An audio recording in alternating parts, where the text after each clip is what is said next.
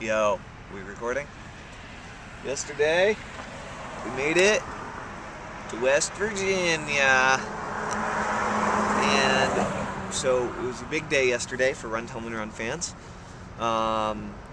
We made it from Pennsylvania. We exited Pennsylvania and entered West Virginia. We did a full marathon, exactly a marathon, 26.2 miles.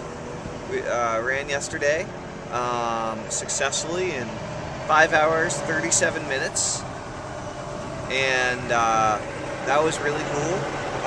So that was total beginning to end time, also including all the stops and everything. So we didn't have really a lot of stops yesterday, just kind of hammered it out, which was great. We stopped for some bad pizza at one point.